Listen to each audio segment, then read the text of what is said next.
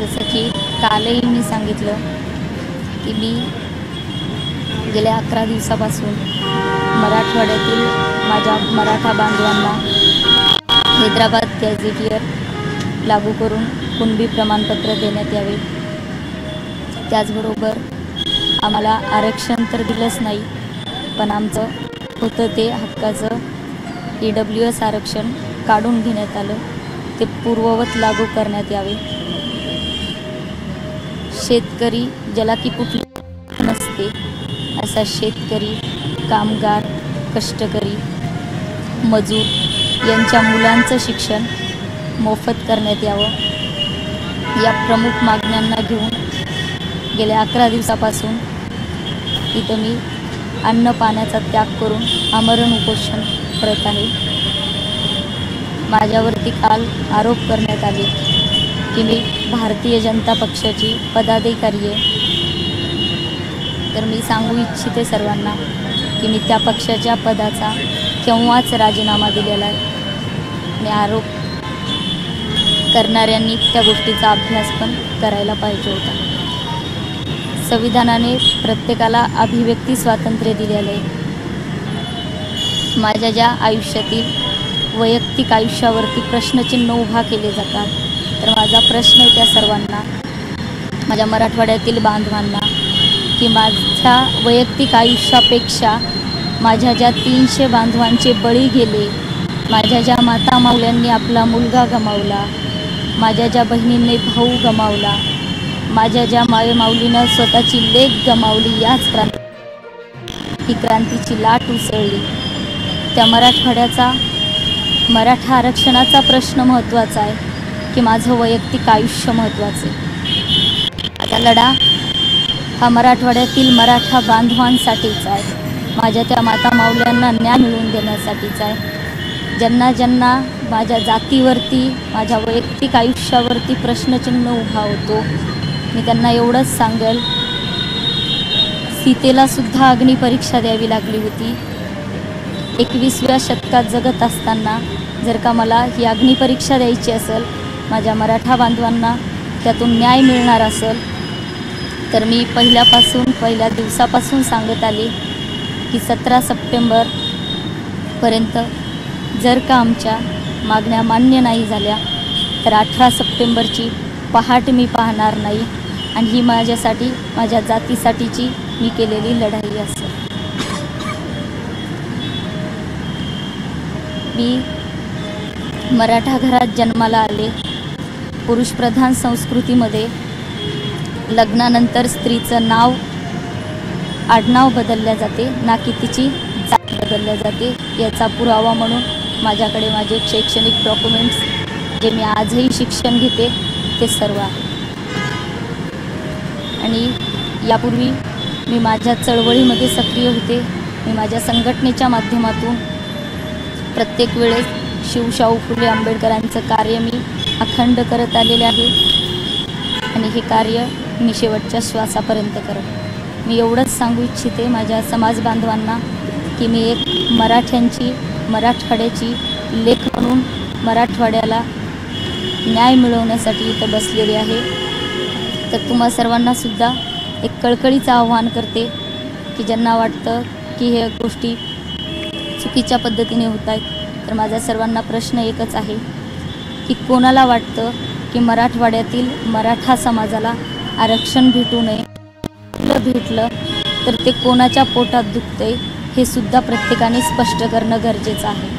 आज पश्चिम महाराष्ट्र, विदर्भ या ठिकाणी जर बघितलं तर तिकडच्या समाजामध्ये अगोदरपासून त्यांना कुणबी प्रमाणपत्र दिलं जातं। माझ्या मराठवाड्यापेक्षा तो भाग सुजलाम सुफलाम आहे।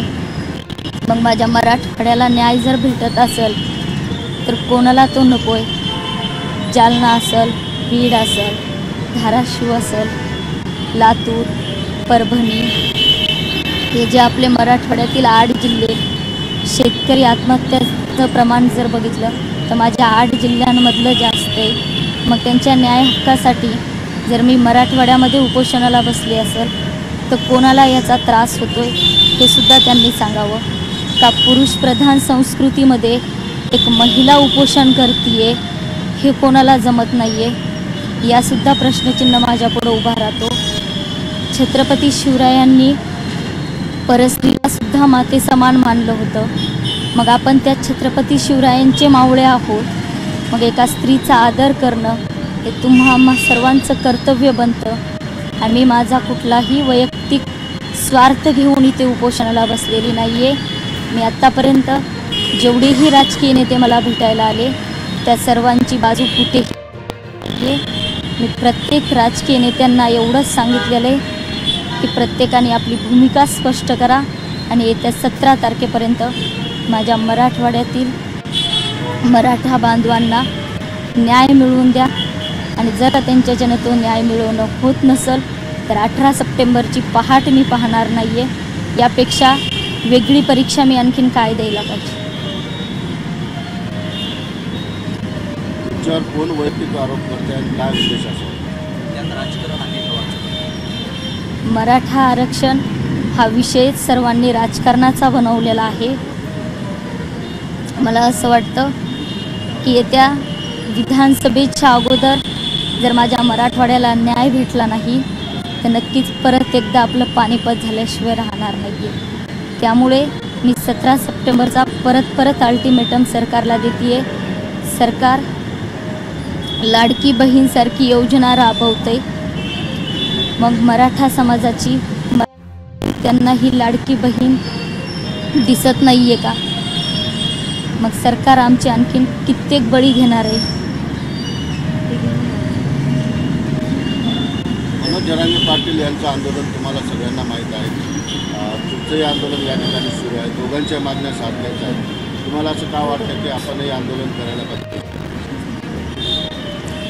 मी पहिलेही सांगितलेले की माझी मागणी ही मराठवाड्यापुरती आहे आणि मराठवाड्याला न्याय मिळाला पाहिजे यासाठीचं मी हे आंदोलन चालू केलेलं आहे.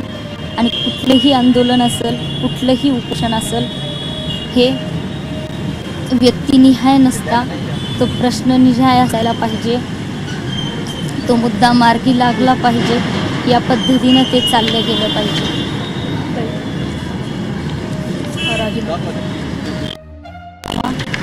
जे जातीचं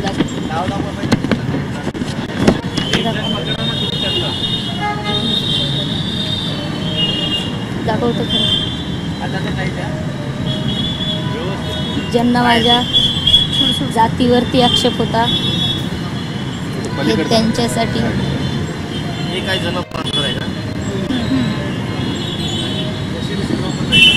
काय प्रमाणपत्र कसं आहे जातीचं हे रिझल्ट आहे. ओपनमध्ये जात नसते तेव्हा शालेय शिक्षणाचा हा राजीनामा मी दिलेला आहे. त्याची तारीख आहे. हा राजीनामा आहे, डेट आहे त्यावर.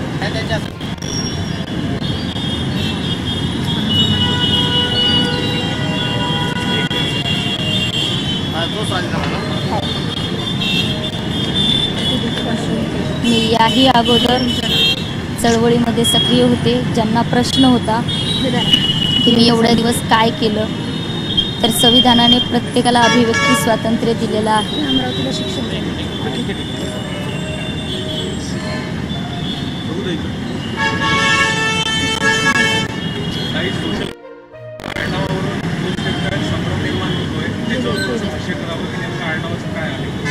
मी पहिलेही सांगितलं की पुरुषप्रधान संस्कृतीमध्ये लग्न झाल्याच्या नंतर महिलेचं आडनाव बदलल्या जाते, ना की महिलेची जात बदलल्या जात नाही. त्यामुळे 21व्या शतकात जगताना मला पूर्णपणे अधिकार आहे की आपण कोणतं नाव लावायचं, कोणतं नाही. राजकारणामध्ये जर बघितलं, मला कुठल्याही व्यक्तीचं नाव घेऊन राजकारण करायचं नाही आहे. पण माझ्या पत्रकार बांधवांनी जो प्रश्न विचारला त्याचं उत्तर म्हणून तुम्हा सर्वांनासुद्धा माहिती आहे, राजकारणामध्ये कित्येक लोक आहेत की ज्यांचे मुली स्वतःच्या बापाचं आडनाव लावतात. मग राजेश्री उंबरेने स्वतःच्या बापाचं नाव लावलं तर कोणाला त्याचा त्रास होतो? ताई, सगळ्यात पहिली गोष्ट की मीडियाला तुमच्या वैयक्तिक आयुष्याची काही घेणं देणं नाही, तुमच्या आडनावाशी घेणं देणं नाही, तुम्ही लग्न कुठं केलं याच्याशी मीडियाशी काही घेणं देणं नाही. फक्त तुम्ही भाजपचे कार्यकर्ते होतात याबद्दल मीडियाला उत्सुकता आहे, त्याच्याबद्दल सविस्तर बोला.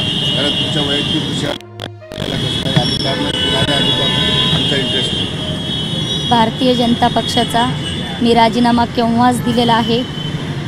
त्यामध्ये राजीनामा देताना मी सन्माननीय प्रणिता देवरे चिखलीकर, ज्या की भारतीय जनता पक्षाच्या सध्या सक्रिय महिला आघाडीमध्ये कार्य करतात, त्यांच्याकडे प्रदेश बॉडीवरचं पद आहे. मी त्यांनासुद्धा माझा राजीनामा पाठवलेला होता. एक महिला या नात्याने संध्याताई राठोड महिला मोर्चामध्ये ज्या जिल्हाध्यक्ष आहेत सुद्धा माझा राजीनामा पाठवलेला होता.